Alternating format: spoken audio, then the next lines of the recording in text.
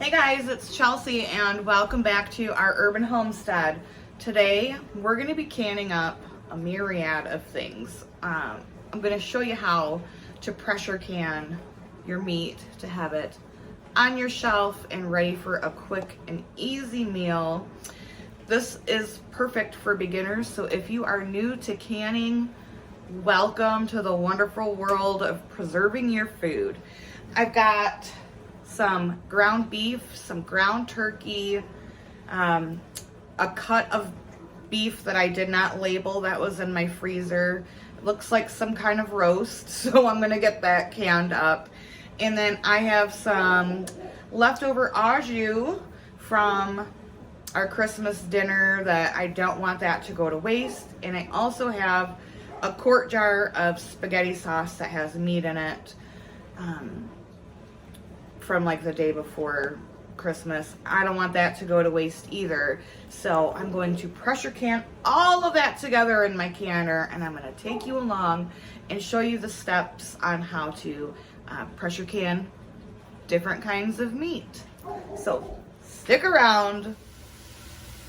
So I'm going to start with the ground beef. I've got 2 pounds here, and I'm going to brown this up. I'm starting with the beef because when I go to do the ground turkey, it'll add a little bit of that beef flavor and some extra fat into it. I am going to season the meat. You don't have to, it's just something I personally like to do. I'm just gonna season it with onion powder,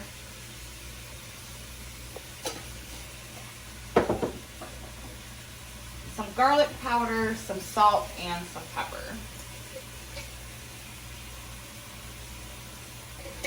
You can season it with whatever. I have some on my shelves that are taco meat. I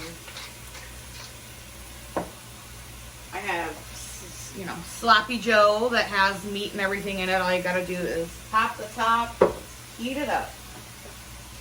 But these are just going to be plain seasoned beef and turkey. All right, so I'm going to get these browned and set them aside. So the ground beef is fully cooked. I'm just going to set this in a colander in my sink so that what grease is in here can drain off. You don't have to do this if you don't want to. It's just what I do. I do want to thank one of you. I just got three cases of pint jars. I just washed one case, and that's what we're going to use today. And the message says, "Happy Canuary. You have been such an inspiration and a great help to me." With an S. So S, whoever you are, thank you. That was so very kind and thoughtful of you. I hardly had any pint jars. So thank you from the bottom of my heart. You did not have to do that. I truly appreciate it, and they are going to get used today and for many years to come. So again, S, thank you so much. Okay, gonna get to the beef into the colander, and then I'm gonna get the turkey browned up. Same process, same seasonings. I'm gonna go ahead and get my ground beef into the jars while the ground turkey cooks. For anyone who doesn't know, I get asked a lot of questions like how many, I'm canning this much meat. How many pints or quarts should I expect to get? And my answer is, it's kind of like an old universal saying, a pint is a pound the world around. So these 2 pounds of ground beef, what did I do with my funnel, are going to give me 2 pints worth.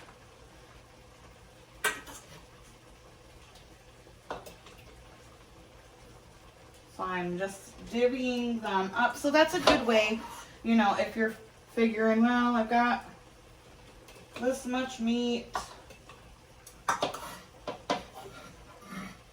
What do I need? This actually looks like it's going to give me a bit more.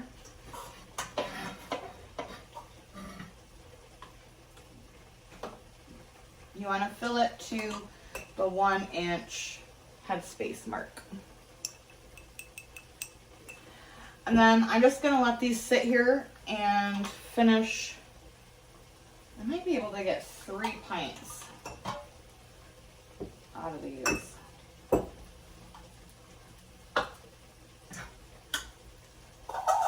And then I'm just going to let this sit here while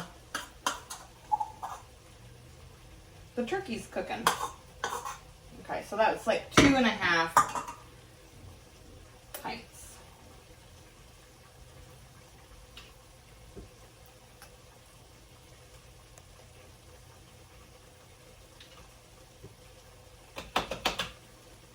And I'll show you what to do about that 1/2 pint. Not a big deal. So I'll see you when the turkey's done. So the turkey is cooked and in the colander. And I'm just going to add a little bit of the ground turkey to that. Most of the time, if I have like bulk meat, if I have ground turkey that needs used and some lesser quality hamburger, I will just cook it all together. And that's a great way. Some people don't like the way ground turkey tastes. I think it's a great way to kind of like sneak that in there. No one ever knows. So I will be doing the cold canning method because most everything I'm canning is going to be cold except for the ground meat. And by the time I get my roast cut and everything else ready, this meat will be cooled down.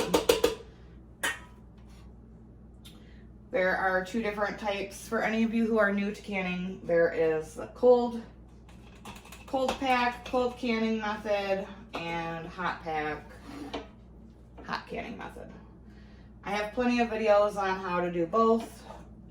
So if you are confused about the 2, I'll link my canning playlist in the description and you can go ahead and check that out. That one's a little too full. The important thing is you don't want to like pack the jars, pack the meat down in there because that's going to give a not very nice texture to your meat.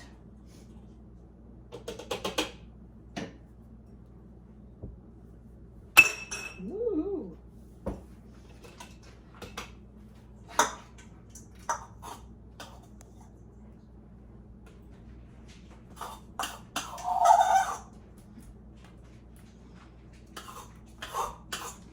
Good job, Gringo. All right, I am going to let these chill here for a minute, get my roast cut up, and I'll be back. So I went ahead and put the au jus. I got 4 pints of au jus. I split the spaghetti sauce into 2 pints. It's a very lean cut of beef.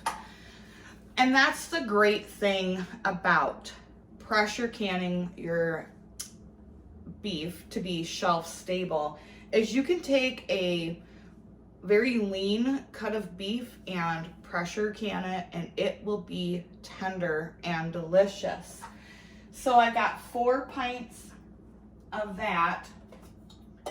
For my beef, all I do is add a teaspoon of salt to each jar.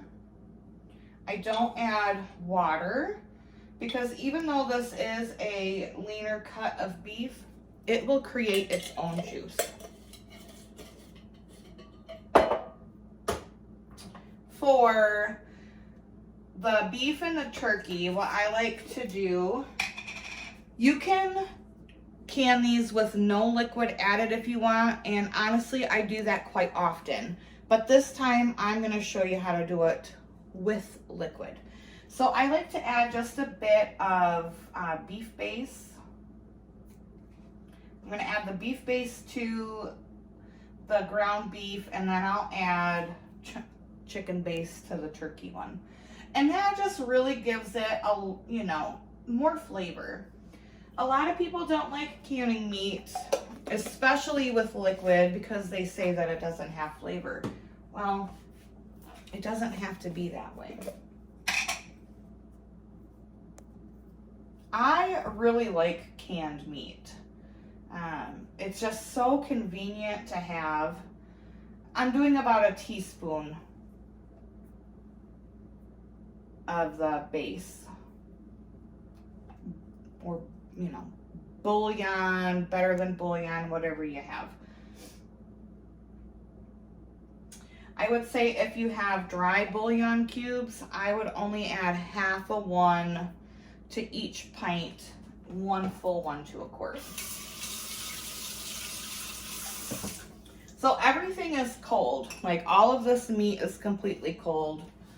My canner is filled to the recommended amount of water. That's cold. And I'm gonna add some cold water.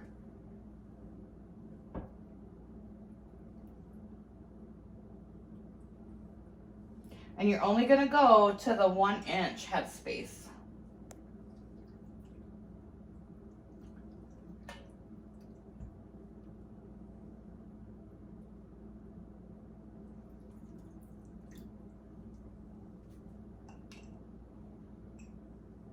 Again, I'm not going to add any to the big chunks of beef. If I didn't say already, they are cut into 1-inch cubes. Packed not tightly, but not really, you know, not too loose either.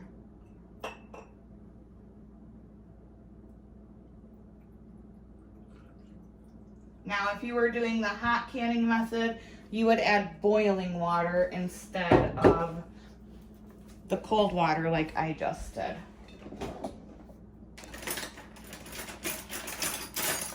And now you need to debubble the jars.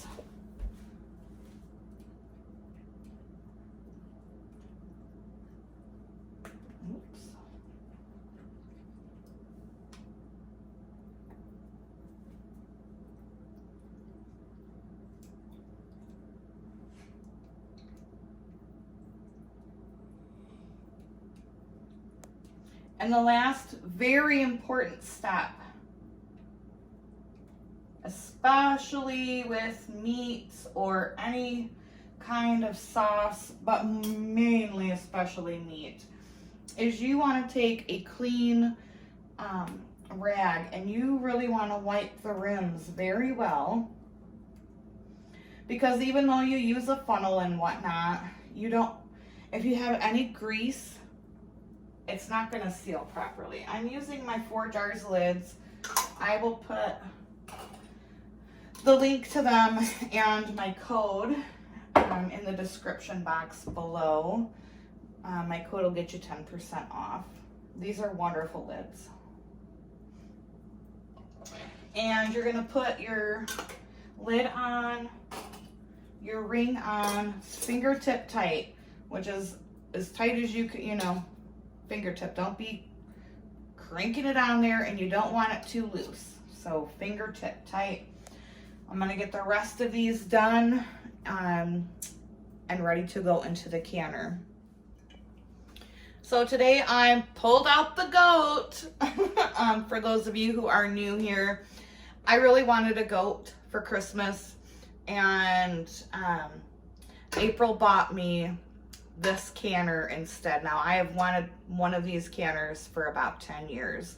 So, you know, it's a goat.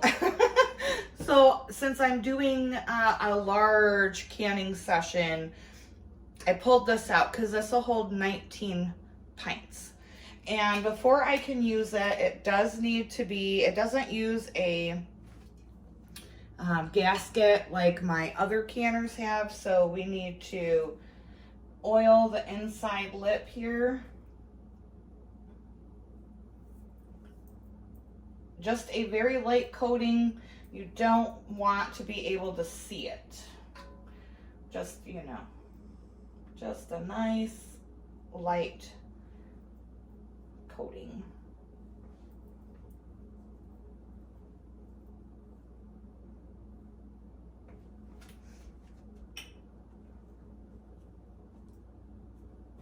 And then I'm gonna start putting the jars in. This comes with 2 racks, so I'm gonna do 1 layer rack and then the other layer, and I'll be back.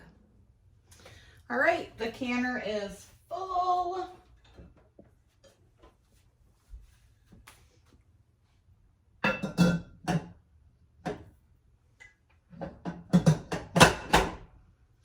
Put the lid on. Now this is only my second time using it.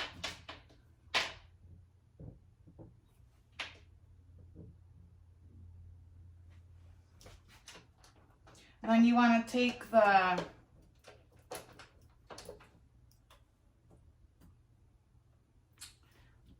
clamps at opposite ends. Do it just fingertip tight at first, because you want to make sure that you have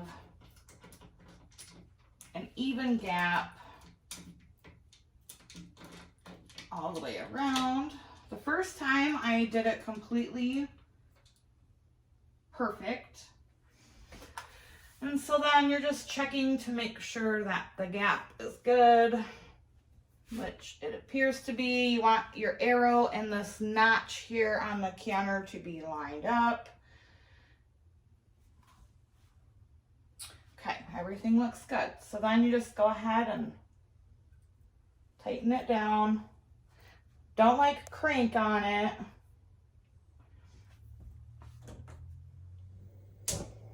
And then we're going to turn the canner on.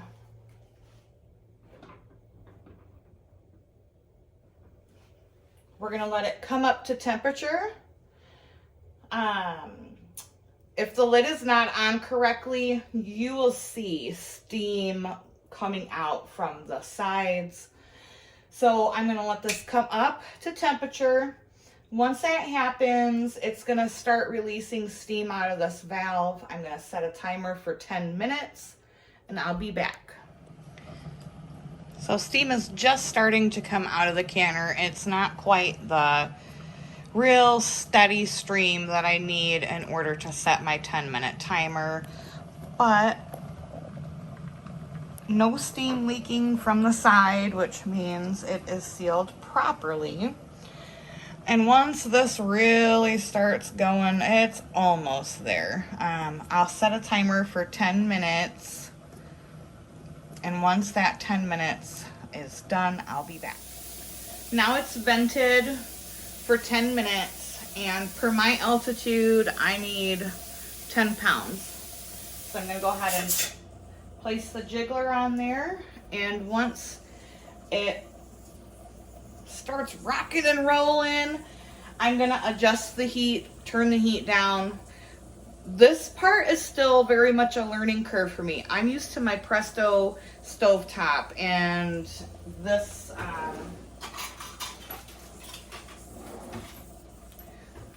with this weighted jiggler, and I know exactly with my Presto where the heat needs to be on my stove. Like I said, this is the only second time I'm using this, so figuring out that sweet spot of where it needs to be for the motion of this, because this weight works differently than this. These ones need to be like a slow hula. This one needs to let air out 3 to 4 times a minute. So I'm still working on getting that down. But I love this canner. You see it, you can fit so much in it. All right, so I'll be back once I get the sweet spot figured out.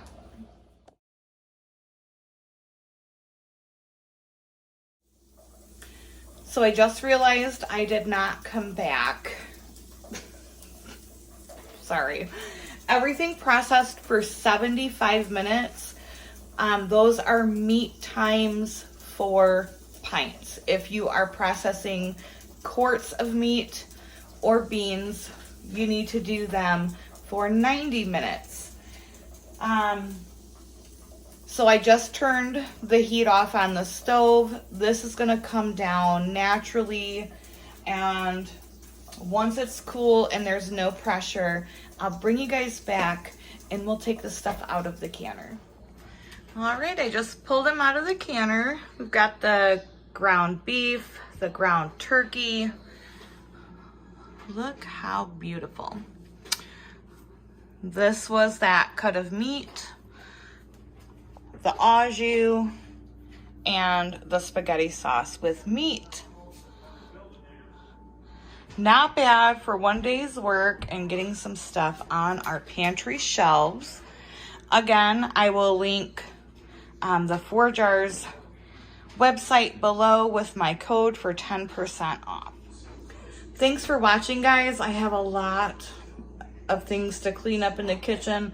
I just got done making dinner and all of the canning. So thank you so much for being here. I really hope this helps someone, especially you new canners that are afraid a little bit or nervous to jump on into the wonderful world of canning. Don't be scared. You can do it, and it's so worth it.